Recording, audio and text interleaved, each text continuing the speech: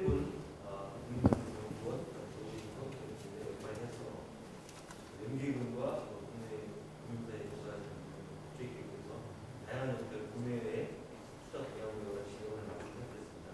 시간이 상당히 많지 않기 때문에 또 두 분 패널이 오셨는데요. 먼저 두 분 패널분들의 코멘트에 대한 입장을 한번 듣기로 제가 간단하게 정보나 공동기구 역할에 대해서 간단히 코멘트하고 그다음에 온라인하고 질의응답에 대해서 이렇게 뽑아서 질문하신 걸 답변하는 패널분들 또는 답변할 수 있게 하면서 진행을 하겠습니다. 시간 관계에서 먼저 박나인 멤버님께 말씀드립니다. 네, 먼저 초대해 주셔서 감사하고요. 세 분 발표 내용 잘 들었고 제가 뭐 개별적으로 그 코멘터리 하기보다는 좀 한 3가지 정도 이야기를 좀 나눠보면 어떨까 하는 생각이 들어가지고 좀 준비를 해왔는데요. 사실 이제 EU 그린딜이랑 한국 그린 뉴딜 그 서로 차이를 보면 사실 EU 그린딜에 보면은 이제 2030년까지 감축 목표가 50에서 55% 되어 있고 2050년까지 넷제로를 하겠다라는 명확한 그림이 있는데 우리나라의 그린 뉴딜 같은 거를 보면은 사실 73조 원 투입해서 65만 개였나요? 일자리, 돈 얘기하고 일자리 얘기밖에 없거든요.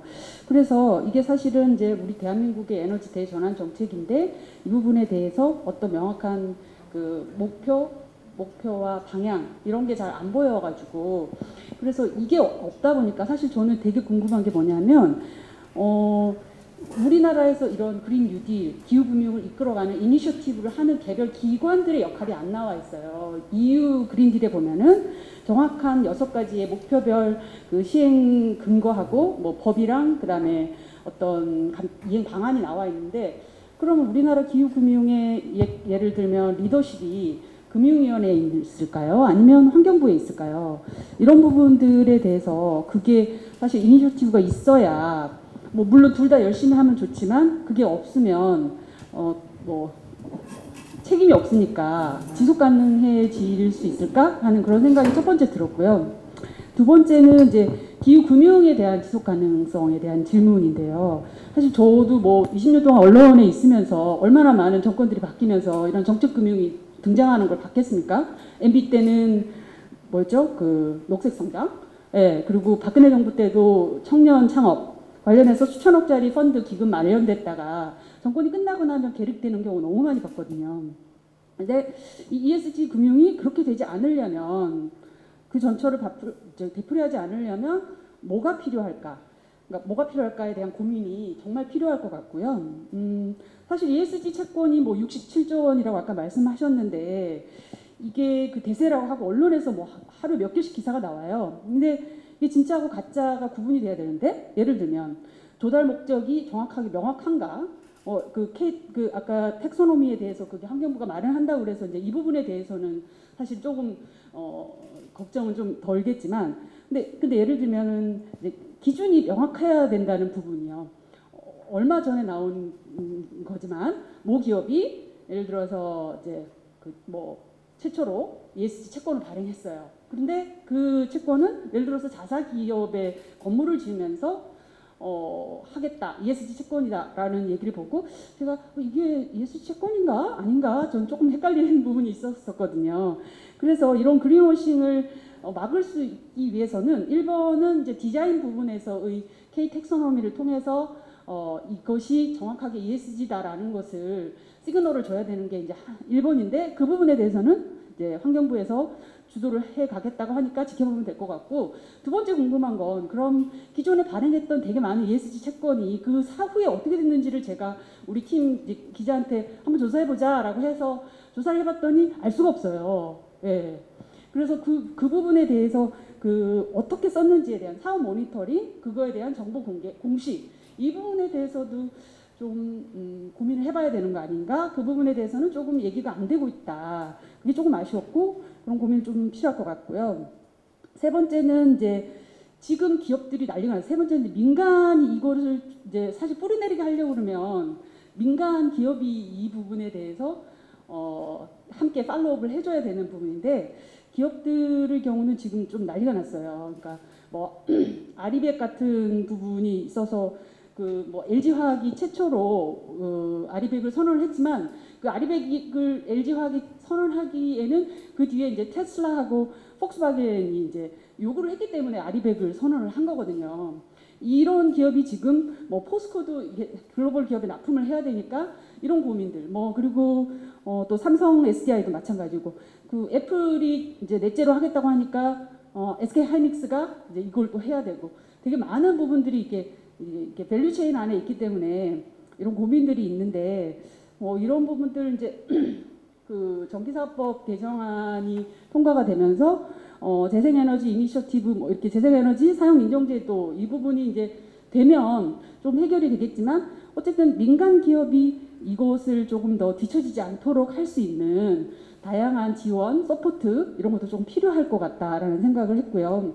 마지막으로 시간이 없다 그러니까 제가 말이 자꾸 빨라지네요. 네네 마지막으로 지금 제가 되게 보면 이 글로벌 뉴스 같은 걸 보면 ESG가 정말 메인스트림화되고 있다라는 게 느껴지거든요.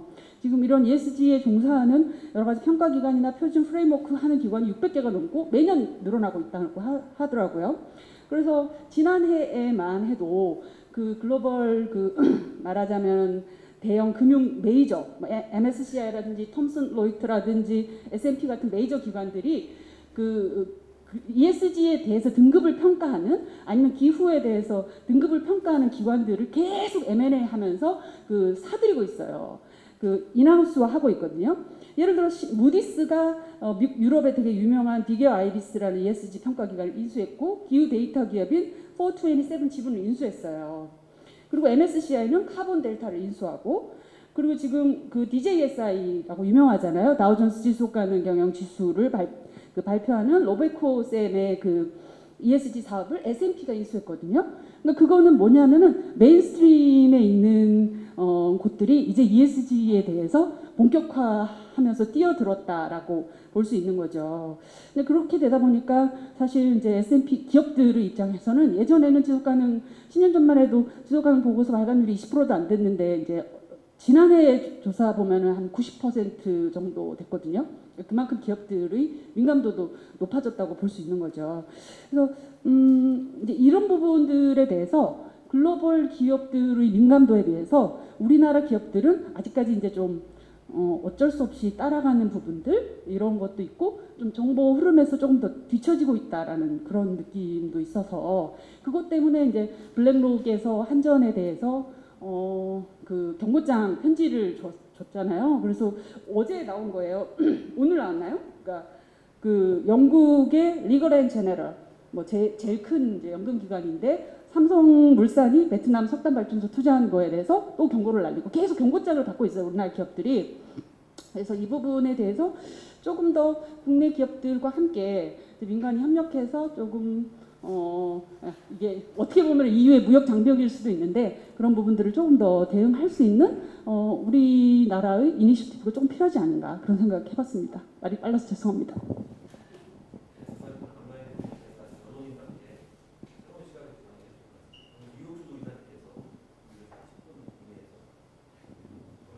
네, 저도 간단히 그냥 말씀드리겠습니다. 저는 델로이트에서 기후금융하고 지속가능 금융 업무 담당하고 있는 이옥수 이사고요. 저는 이제 뭐 구체적인 질문보다는 너무 이제 저희 기후금융 관련된 전반적인 말씀을 잘 해주셔가지고 이제 제가 쭉 말씀 주시는 거 들으면서 그리고 제가 한 10년 정도의 기후금융 관련 업무 하면서 좀 느꼈던 그 부분들에서 좀 코멘트 드리는 것으로 하고자 합니다.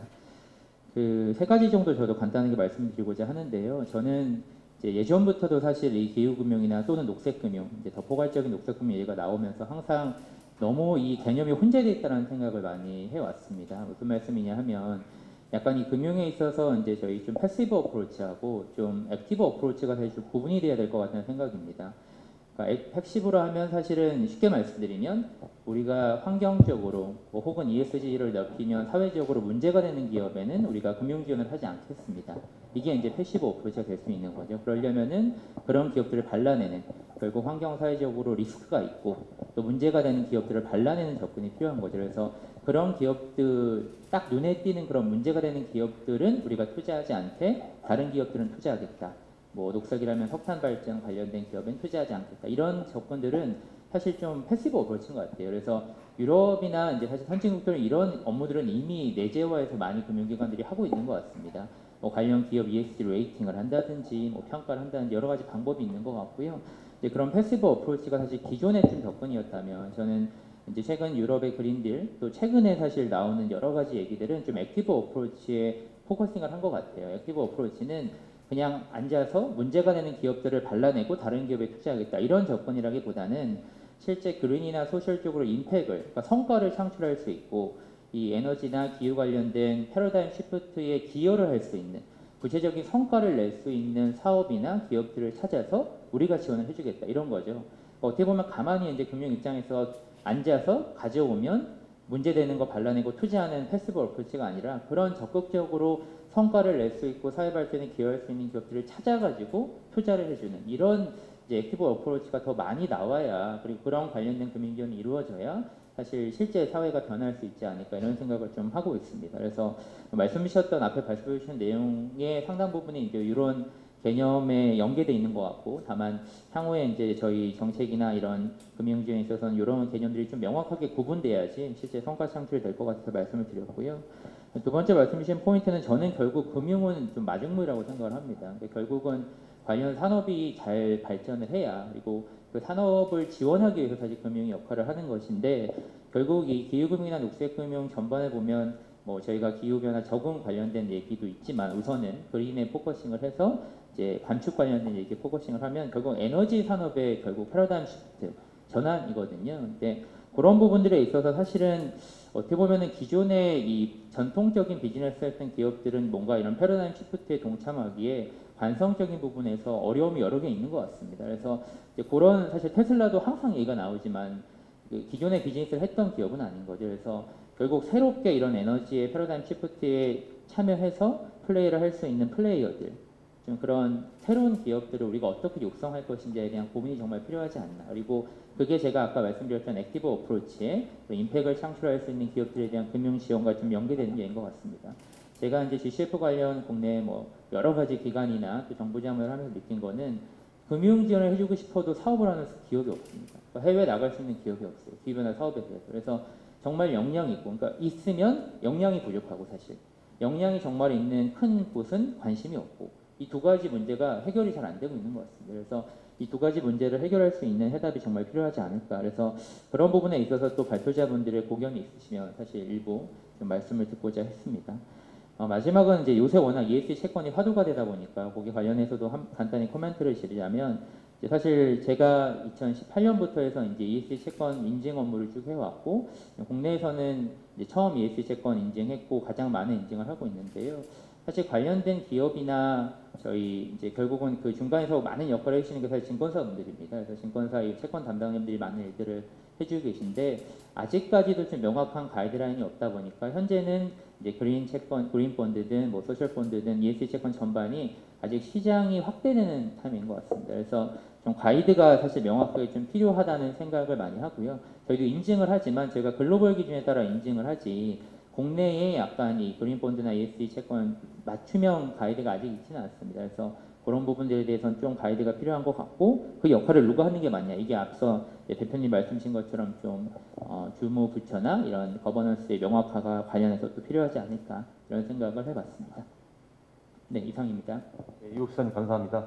그 질의가 지금 온라인 통해서 많이 들어오고 있는데 제가 요약해서 말씀드리기 전에 간단히 저도 뭐 금융위원회나 금융감독원에 근무했던 사람으로서 정부의 부분을 말씀을 잠깐 드리면은 물론 제가 환경부 산업부 대변한 건 아니고요. 다만 이제 아시겠습니다만 그래도 작년부터 그린 뉴딜을 통해 좋은 기회가 열린 것 같습니다. 물론 당연히 2008년부터 높은 성장을 해왔고 또 EU가 강하게 커밋하고 2015년 파리 협약 통해서 상당히 모멘텀이 생겼는데 특히 이번에 코로나 위기가 아이러니컬하게 그런 그 그린 뉴딜이라는 투자의 부분 재점이죠. 재점을 통해서 자세 그린 금융까지 넘어오면서 좋은 기회가 열린 것 같고 이와 관련돼서는 저희가 근무할 당시에 금융감독원에서도 우리 국제회의 나가게 되면 저희 아까 전에 기후변화가 가지고 있는 그 리스크를 금융에 대한 건전성 영향을 어떻게 주는지 스트레스 테스트 모델 하는 걸 제가 반영을 좀 해서 금융감독원에서도 매크로 하지만 초기 단계로서 영국의 영란은행 비슷하게 기후변화 리스크를 어떻게 우리가 스트레스 테스트를 했을 때 전전성 영향을 주는지를 직접적으로 보는 것 그 자체가 사실 앞으로 금융회사에서 자율적으로 우리의 의사결정에 그걸 내재할 수 있는 거기 때문에 그런 부분을 시작을 했고요. 작년 하반기부터 스터디 그룹을 결성을 해서 기존 금융회사들의 한국 금융회사들의 그런 베스트 프랙티스를 모아서 스탁 테이킹을 해서 상당히 많은 부분의 논의를 축적을 해서 오늘 임대팀 포함한 분 참여하셔서 습격을 했고, 그걸 금융위원회가 이번에 그린 뉴딜을 계기로 해서 TF를 만들면서 강력하게 기존에 쌓아왔던 그런 스탁테이킹의 노력과 그런 걸 기초로 해서 국제기구 가입 당연히 추진하고 있고, 이를 통해서 뭔가 구체적으로 아웃컴을 내기 위한 노력들을 앞으로 할 것이라는 말씀을 드리면서 전체적인 정부나 있는 감독적 입장을 말씀드리고요. 그럼 여러 가지 올라오고 있는 그런 질문에 대해서 우리 세 분 발표자님께 한 가지씩 여쭙겠습니다. 먼저 국민연금입니다. 당연히 아까 뭐 국민연금 운용산 700조 얘기하셨는데 관심이 많은 것 같아요. 자, 그 석탄화력 발전 투자에 대해서 우리나라 국민연금 입장이 뭐냐는 질문이 있었습니다. 한번 답변해 주시죠. 어려운 질문인 것 같습니다만.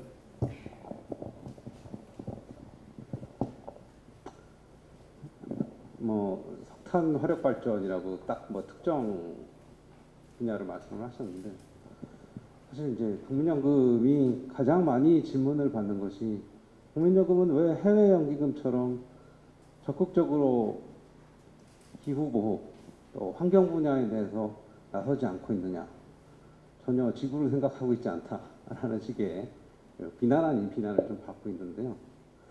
앞뒤 사정을 조금 말씀을 좀 드리려고 합니다. 아까 해외 사례를 제가 말씀을 드리면서 해외 사례가 우리의 완전한 롤모델이 될 수는 없다라는 부분을 왜 말씀을 드렸냐면, 이 말씀하고 왜 석탄 화력 발전에 대해서 투자를 여전히 지속하고 있느냐라는 것과 사실 맥락이 같습니다. 전혀 다른 얘기 같은데 왜 맥락이 같으냐면, 앞에서 제가 해외 연기금의 CPPIB가 가장 선두적으로 이 ESG 투자를 앞서서 나가고 있고 기후 보호를 위해서 굉장히 많은 일을 하고 있다라는 부분 말씀드렸고요. 그 다음으로 아마 노르웨이 GPFG도 말씀을 드렸을 겁니다. 굉장히 선두 주자격이다. 환경 보호에 애를 쓰고 있다. 자, 근데 이 성격을 좀 이해할 것이, 단순히 이들의 행동을 볼 것이 아니라 이들의 자산 배분까지 좀 들여다볼 필요가 있습니다. 왜 이 말씀드리냐면, 예를 들면 CPPIB 같은 경우는 해외 투자가 85%에 육박을 합니다. GPFG 전액을 해외 투자합니다. 100%를 해외 투자하고 있습니다. 다시 말씀드리면 이들이 ESG를 추구한다는 것은 해외에 대한 자산에 대한 추구입니다. 자국에 대한 얘기가 아니에요. 이건 CPPI가 환경에 대해서 어쩌고 저쩌고 하는 얘기는 전부 다 자기 나라가 아닌 타국에 대한 얘기라는 얘기예요. 다시 말씀드리면 이들이 단순히 ESG를 추구하는 선량한 기업이기 때문이 아니라 이들이 어떠한 자산 배분 전략을 가지고 어느 지역 배분을 하고 있느냐도 사실상 맥을 짚어봐야 될 필요가 있다는 겁니다. 예를 들면 국민연금 같은 경우는 국내 시장에서 거의 7.5%, 8%에 육박을 하고 있습니다. 주식시장에서 차지하는 비중이 어마어마하죠. 그러면 한국전력이 지금 석탄 발전을 하고 있으니까 한전을 다 팔아치워야 된다. 투자해서 배제해야 된다라고 극단적으로 말씀하시는 분이 분명히 있습니다. 그러면 국민연금이 투자해야 되는 5대 원칙 중에 시장에 크게 영향을 미치지 말아야 한다라고 하는 그런 원칙에 과연 이 부분을 준수하면서 따라갈 수 있느냐. 시장에 영향을 미치게 되면 어떻게 되겠습니까? 국내 시장의 주식시장, 주식시장 국한을 한다고 치면 주식시장에 대한 사실상의 좀 극단적으로 말씀드려서 급락, 또 그걸로 인한 기존 주식 부분에 대한 부분까지도 같이 따라서 하락하는, 동반 하락하는 그런 상황까지도 갈 수가 있다는 것이죠. 그래서 단순히 왜 국민연금은 해외연금처럼 하지 못하고 있느냐가 아니라 그들이 할 수 있는 조건이 뭐고 어떤 상황에 놓여 있느냐까지도 고려를 해볼 필요가 있다는 걸 말씀을 드리겠습니다. 네, 감사합니다. 그러면 다음엔 질문 나온 것 중에 임동민 애널리스트께 여쭙겠습니다. 기업의 투자 의사 결정 과정에서 ESG와 가장 크게 이해 상충된 부분이 어떤 게 있느냐고 물어봤고요. 그러면서 이때 기업들이 어떤 초이스를 하느냐라고 질문이 있습니다. 그래서 어떻게 답변해 주십니까? 예, 아무래도 저희 국가에서는 ESG에 대한 투자 가치의 반영에 대한 현상도 좀 적은 편이고 거기에 대한 인식도 조금 떨어지다 보니까 그 부분 자체가 굉장히 걸림돌이 되는 것 같아요. 그런데 한편으로는 제가 해외에 지금 이렇게 부상하고 있는 기업 가치가 굉장히 빠르게 상승하고 있는 이런 기업들의 현상을 보게 되면 사실은 단기적인 재무적인 성과보다는 장기적인 어떤 방향성이라든지 뭐 지속 가능성이라든지 그리고 뭐 포용성이라든지 이런 좀 미래의 전환적인 변화에 대해서 굉장히 잘 대처하고 있는 기업들이 지금 단기적인 재무적인 성과가 작다고 하더라도 굉장히 높은 기업 가치를 갖고 있는 것들을 나타내고 있습니다. 대표적인 회사들이 미국의 뭐 테크 기업들이 되겠죠. 지금 실적을 내지 못하고 있는데 여러 가지 이 핀테크라든지 그다음에 디지털 전환이라든지 이런 부분에서 굉장한 어떤 지속 가능성과 포용성들을 보여주고 있기 때문에 그런 부분들이 그 투자의 가치 상승으로 이어지게 되고 그것들이 그 기업 가치를 바탕으로 해서 실제 다시 또 투자를 하고 이런 어떤 선순환의 흐름들이 나타나고 있거든요. 저희 나라는 그 점이 조금 가장 그 나타나고 있지 않은 게 인식과 그다음에 현상 자체가 나타나고 있지 않은 게 가장 큰 문제라고 생각이 됩니다. 그래서 제가 그 이제 좀 이렇게 코멘트를 드리고 싶은 부분이 있는데 그런 어떤 직접적인 ESG에 대한 본격적인 그 투자의 성과 그리고 그 투자의 성과로 인한 사업 그리고 경제 생태계가 만들어지기 위해서는 이 투자 시장의 어떤 그런 변화들이 굉장히 중요하다라는 점들을 좀 이렇게 필요성을 말씀드리고 싶고 그 간접 투자 시장에서 벤치마크 다양화라든지 그다음에 기업들의 경영이 단기 수익에 치중하는 것이 아니라 장기적인 방향성에 치중을 해서 선택을 하게 되고 투자자들도 그 부분에 대해서 높은 가치 평가를 주게 되면서 그 부분이 유통시장에서 가치 평가로 나타나게 되고 그것이 실제로 기업들의 활동을 이끌어낼 수 있는 자본시장의 원동력이 되고 이런 흐름들이 나타나야 되게 될 것 같습니다. 그리고 개인 투자자나 기관 투자가나 뭐 이런 모든 투자자들이 좀 인식 전환을 해야 될 것 같아요. 그러니까 단기 기업 실적이 올해 돈을 얼마 벌 수 있느냐, 매출이 얼마 증가할 수 있느냐, 그리고 그 부분에 대해서 비용 절감을 얼마나 해서 나한테 얼마나 배당을 할 수 있느냐, 또는 뭐 캐피탈 게인이 어떻게 나타날 수 있느냐. 오로지 이 부분에 대해서 좀 관심을 갖기보다는 장기적인 관점 그리고 재무적인 성과뿐만 아니라 비재무적인 굉장히 중요한 가치들 이런 부분들에 대해서 주목하는 전환, 여러 가지 그 인식의 전환 그런 것들이 굉장히 좀 필요하다고 생각하고 있습니다. 좋은 말씀 감사합니다.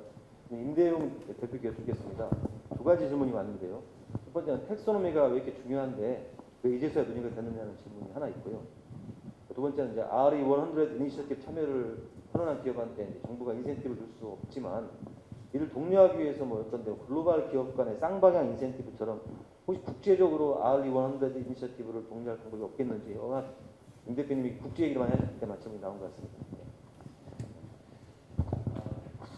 녹색 채권 지침에 대한 질문을 주셨는데, 텍소노미 관련된 말씀을 주셨는데요. EU에서 텍소노미 법안 나오는 게 18년이고 법제화가 된 게 이번 5월인가 6월이에요. 그래서 우리나라에서 지금 텍소노미를 만드는 게 물론 EU보다 늦긴 했지만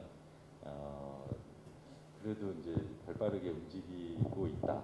근데 이제 이게 먼저 빠르게 시작을 하는 게 중요한 게 아니라 금융기관에 쓸 수 있게 빨리 해주는 게 중요하니까 하반기에 그런 관점에서 이제 텍소노미는 더 금융회사들 입장에서 금융상품을 만들고 투자할 때 쓸 수 있도록 좀 친절하게 만들 필요가 있겠다라는 생각이 들고요. 아리백에 대해서는 현재 전 세계적으로 아리백 관련해서 몇몇 나라 빼고는 재생에너지가 일반 전기보다 싸거든요. 그래서 재생에너지를 그냥 쓰고 있어요. 왜 쓰냐면 에너지 비용을 줄이고 가격 경쟁력을 확보하기 위해서. 그래서 정부의 지원 자체가 필요 없는 국가들이 많이 있고 우리나라에서는 이제 녹색 요금제나 이런 것들을 기업이 요구를 하긴 했지만 그게 글쎄요 이제 그 아리백에서 그렇게 요구하는 제도는 아닌 것으로 이해는 하고 있습니다. 국제 사회에서 아리백 관련해서 이제 어떤 지원을 하고 있냐면 재생에너지가 싸기 때문에 더 이상 뭐 지원은 없고요. 다만 그럼에도 불구하고 그 재생에너지를 쓰지 않고 있는 기업들에 대해서는 탄소 비용이 증가할 것이다. 그래서 그 리스크 관리를 더 많이 하는 쪽으로 완전 제도화시키는 거라고 생각을 합니다. 이 관련해서 이제 석탄 발전 얘기를 조금 드리고 싶은데 우리나라에서는 이제 EU 다음으로 두 번째로 국가 단위의 탄소 배출권 거래 제도가 도입이 됐고 그래서 한국 거래소에서 탄소 배출권이 거래되면서 1톤당 가격이 있는 나라지 않습니까? 그러다 보니 예를 들어 한전과 관련한 얘기를 이제 석탄 발전을 얘기를 하자면 한전이 싫고 뭐 석탄이 싫어서가 아니라 석탄의 온실가스 비용이 이제 계속 반영이 되면 한전 주가에 영향이 있을 게 너무 뻔히 보이거든요. 그런데 국민연금이 들어가 있어요. 내 돈이 들어가 있는데 이거를 어떻게 했으면 좋겠는지에 대한 이제 질문을 하는 것 같고요, 사람들이.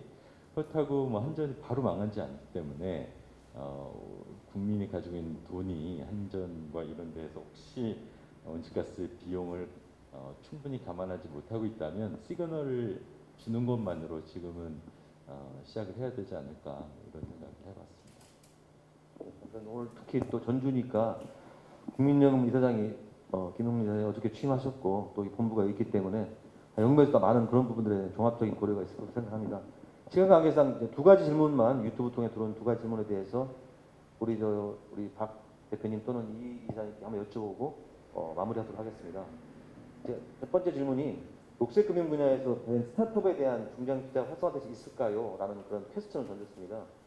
기존 스타트업 투자업계는 이미 이커머스나 오토 등의 포커스가 되어 있고 기후변화되는 국내 대기업도 힘들다고 생각하는데 과연 스타트업들이 취약한데 재무적으로나 여러 가지 역량상 국내에 마땅히 투자할 기업이 나오기 어려울 것 같은데 이 스타트업에 대한 희망을 줄 수 있는지에 대해서 혹시 답변을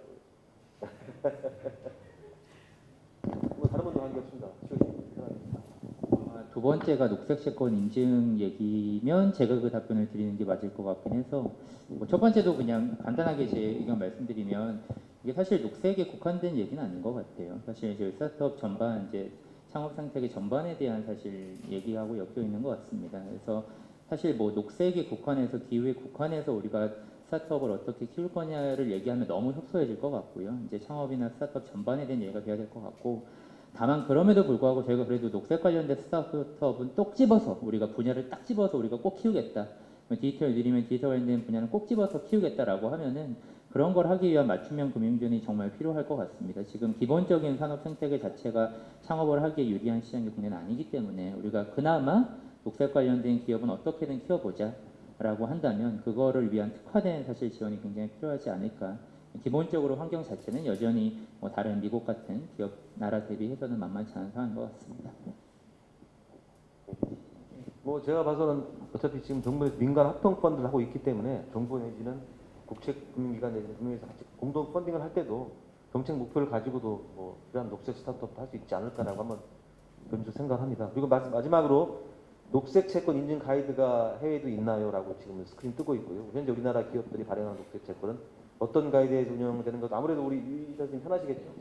그럼 발행하셨습니다. 네, 그거 관련해서 말씀드리면 이제 글로벌리 당연히 원칙이 있고요. 이제 가장 많이 쓰는 기준은 국제자본시장협회라고 하는 ICMA라고 불리는 저희 협회에서 발행하는 그린 펀드 프린서플, 그다음에 소셜 펀드 프린서플, 그다음에 서스테너빌리티 펀드 가이드라인 이 세 가지 기준이 있습니다. 그리고 또 별도로 영국에 있는 이제 클라이밋 폴리시 펀드 이니셔티브라고 하는 CBA라는 데서 만든 클라이밋 펀드 스탠다드라는 글로벌 원칙이 있습니다. 그래서 사실 선진국, 유럽이나 미국 또 우리나라 자국의 기준을 별도로 만지는 않고 이 선진 기관들이 협회나 이런 선진 기구들이 사실 만든 그 기준에 따라서 그러니까 실제 녹색 채권 원칙 또 관련된 인증 기준에 따라서 지금 채권을 발행하고 인증을 하고 있는 상황입니다. 다만 중국 같은데 또 인도, 동남아, 또 최근에 일본 이런 데는 사실 글로벌 원칙이 있음에도 불구하고 각 나라 맞춤형 기준을 좀 만든 게 있습니다. 그래서 사실 우리나라 같은 경우에도 그런 맞춤형 기준이 정말 필요할 거냐라는 부분에 있어서는 사실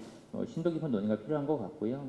사실 참고로 말씀드리면 중국이 이 기준을 만든 이유는 이제 그린워싱 이슈와 관련이 되어 있습니다. 중국 같은 경우는 글로벌 원칙은 사실 녹색 채권으로 교단 자금을 절대 석탄 투자에 쓸 수 없게 되어 있습니다.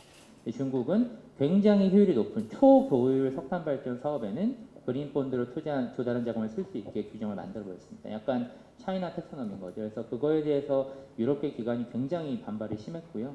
우리나라는 이제 글로벌 원칙을 준용하고 있는데 우리나라는 어떻게 할 것이냐, K 텍소nomi가 가야 할 방향은 무엇이냐, 이거에 대해서는 글로벌 원칙을 벗어나지 않는 한도 내에서 어떻게 할지에 대한 좀 고민이 필요한 것 같습니다.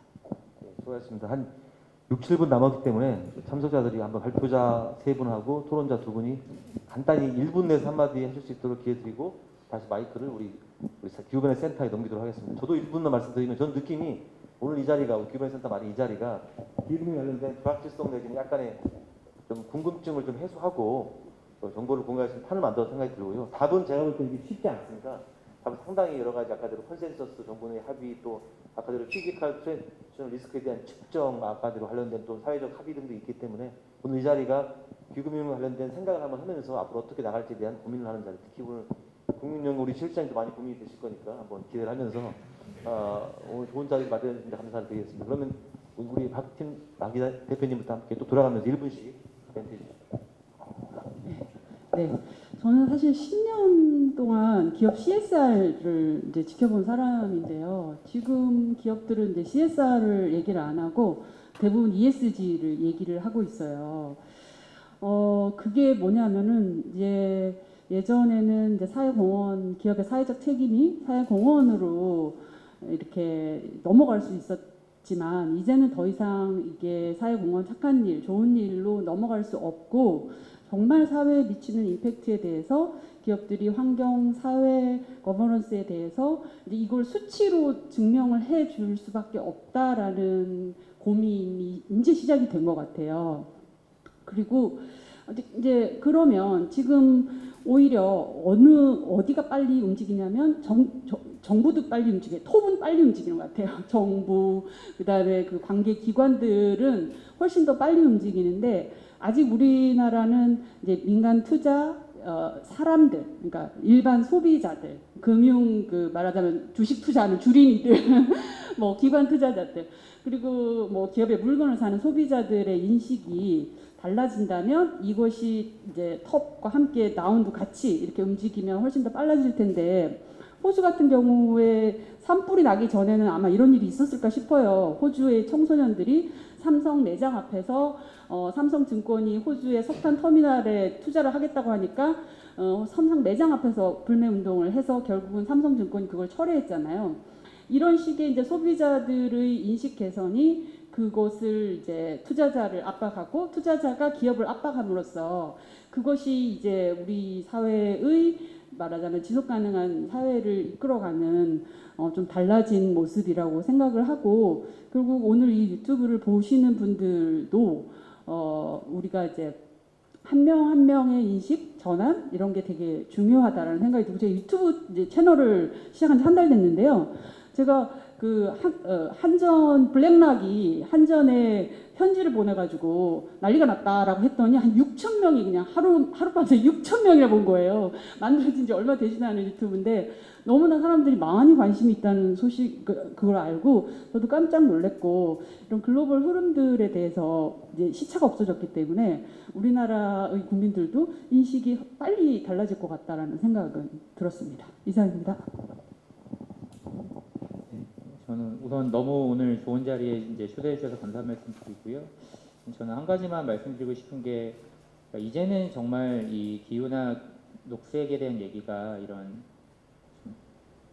사회공헌 같이 손에 잡히지 않고 좀 레퓨테이션, 약간 홍보 이런 목적의 일이 아니라 정말 진정성 있게 필요한 일이 된 것 같습니다. 이제 그런 시대가 된 것 같은데 정말 그런 시대에 글로벌리 변화하는 시대에 우리도 그렇게 맞춰서 행동하고 있고 변화하고 있냐가 좀 고민이 돼야 되는 부분이 아닌가 싶습니다. 여전히 예전과 같은 습성에 젖어서 왜냐하면 녹색이나 기후 얘기도 사실 히스토리가 꽤 오래됐거든요. 수십 년 되다 보니까 예전에 그런 뭐 사회공헌이나 CSR이나 그냥 단순히 이제 그런 보조적인 활동 수준, 기업의 본질적인 비즈니스나 저희 정말 주요 정책 중 하나로 이게 녹아 들어가서 이제 돼야 될 타이밍이 됐는데 정말 그렇게 될 타이밍이 그렇게 하고 있는지에 대한 좀 고민이 필요하지 않을까 생각이 듭니다. 그리고 특히 비즈니스에 있어서 그렇게 하려면 정말 이 본질적인 기업의 목적 중 하나는 사실 수익 창출이기 때문에 재물적으로도 건강하고 비재무적으로도 건강하고 이 두 가지가 양립해야 되거든요. 근데 너무 저희가 비재무적인 내용만 계속 강조하면 도리어 예전처럼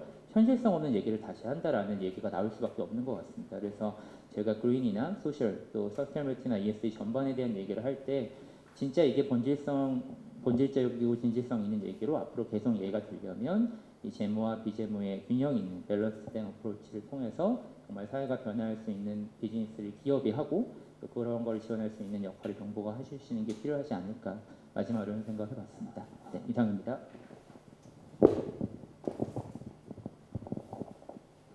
예. 일단 진위 포럼이 전주에서 개최된 거에 대해서 그렇게 생각을 하고요. 국민연금의 소속 일원으로 또 기후 측면에 대해서 또 이렇게 말할 수 있는 기회를 갖게 돼서 또 참 귀한 자리였다 이렇게 생각을 합니다. 블랙스완이라는 용어가 등장을 했고 이제 최근에 이제 그린스완의 용어가 등장을 하는 건 그만큼 기후 환경 변화에 대해서 블랙스완만큼의 중량감을 이제 부여를 하는 시대가 됐다라고 이제 판단이 되고요. 앞에서 국민연금의 다양한 정책 부분을 말씀을 드렸습니다만 사실 지금까지 이제 2018년도에 이제 스튜어드십 저희가 마련을 하면서 ESG에 대한 보완도 이제 점차 진행 중에 있고 다소간 거버넌스 쪽에 이제 집중이 돼 있었다고 하면 이제는 이제 이 환경 분야에 대해서도 보다 정책적인 대안 마련 또 정부와의 이런 긴밀한 협조 등을 통해서 환경의 개선이라는 부분도 분명히 국민연금이 할 수 있는 역할이 있을 것이고 이에 대해서 다양한 노력을 기울일 것을 말씀을 드리겠습니다. 예, 이상입니다.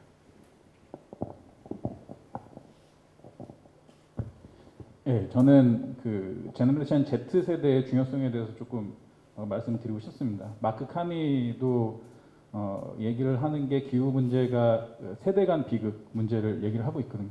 결국 우리가 대처하지 않으면 더 많은 부담을 지게 되는 세대는 우리가 아니라 미래 세대, Z 세대가 되게 되거든요. 그래서 이 미래의 모습을 바라보게 되면서 특히 기후 관련된 문제를 바라보게 되면서 조금 더 그 젊은 친구들 그리고 미래 세대를 이제 이끌어가게 될 세대들에 대한 목소리를 듣는 것들이 굉장히 중요하다라는 생각이 들고요. 그리고 그런 측면에서 어제 있었던 그 스타트업 피칭 그 세션이 너무 좋았습니다. 그래서 그런 내년에 할 때는 그 조금 더 젊은 세대들이 도전하고 있고 창업하고 있고 그리고 미래의 기후 문제에 대처하기 위해서 나타나는 여러 가지 역동적인 그런 모습들이 더 많이 보여줬으면 좋겠고 저희도 그런 목소리에 더 귀 기울이고 지원해 줄 수 있고 또 실패도 한번 또 지원해 줄 수 있고 그런 분위기가 금융이나 이런 쪽에서 조금 많이 만들어졌으면 좋겠습니다. 감사합니다. 말씀드리기 전에 아까 녹색 채권 얘기가 나와서 하나 좀 보완을 하고 가고 싶은데요. 녹색 채권 정부안이 이제 4분기 내에 발표될 예정으로 되어 있고요. 금융이랑 환경부랑 해서 이제 초안은 이미 나와 있는 상태입니다. 그리고 텍소노미 연계해서 갈 거고 이제 세제 혜택까지 연결이 되게 될 것 같습니다. 제 작년에 봤던 유튜브 중에 제일 인상적인 게 IMF 총회였어요. IMF 총회에 신임 그 총재가 나오셔서 직접 그 기후변화 세션 가운데 앉으셨어요. 이렇게 가운데. 갑자기 이분이 질문을 총재한테 질문하는 거예요. IMF가 기후변화에 대해서 적극적으로 관여를 하려고 하는데 하면서 두 가지 얘기를 들었습니다.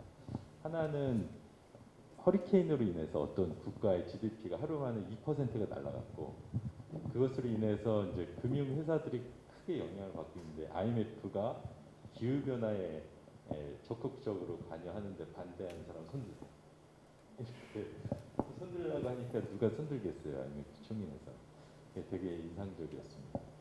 이제 그걸 보면서 야 이게 예전에는 정치인의 누군가 아니면 한국의 NGO의 누군가가 기후 문제를 해결해 주지 않을까 이런 생각을 했었는데 어쩌면 금융 시스템이 문제를 풀지도 모르겠다. 왜냐하면 금융 시스템이 굉장히 이기적이잖아요. 아까 제가 말씀드린 논리는 금융 안정성 보호를 위해서 기후변화도 관리하는 거예요. 기후변화 대응을 위해서 하는 게 아니라. 그런 논리라면 1.5도씨가 안 됐을 때 그 어떤 기후재난으로 전 세계가 망한다라는 논리, 그 하에서 금융이 작동해야 된다라는 논리라면 한번 속아주고 싶다 이런 생각이 들었습니다. 그래서 녹색금융 제도화될 수 있도록 다들 관심 많이 가져주시고 힘을 모아주시면 감사하겠습니다. 네, 감사합니다. 발표 토론자 여러분들의 고견과 우리 동영상 시청자 여러분들의 관심 지원에 감사드립니다. 그냥 마이크 넘기겠습니다. 네, 짜임새 있게 운영을 잘해주셨던 좌장께 다시 한번 감사드리고 끝까지 자리 함께 해주셨던 패널분들 감사드립니다. 저희가 어제 오늘 이렇게 진행을 하면서 유튜브의 동시 접속자 수가 80에서 110을 이렇게 왔다 갔다 했는데 꾸준하게 그 이상을 계속 했었어요. 근데 말씀 주셨던 것처럼 보통 오프라인 행사하면 중간에 다 가시잖아요. 근데 유튜브는 계속 쭉 시청을 하시면서 끝까지 하시는 또 다른 장점이 좀 있는 것 같고 유튜브 온라인 접속자분들한테도 또 말씀드리는 건 오늘 발표하셨던 발제 자료라든지 뭐 그런 부분들은 동의를 얻어서 저희가 또 영상, 그러니까 저희 센터에 업로드할 예정입니다. 그럼 지금까지 2일에 걸쳐서 진행했던 제1회 진입 포럼 그린 뉴딜을 위한 기후 대응과 지속 가능한 기후 금융 행사를 모두 마치도록 하겠습니다. 다시 한번 감사드립니다.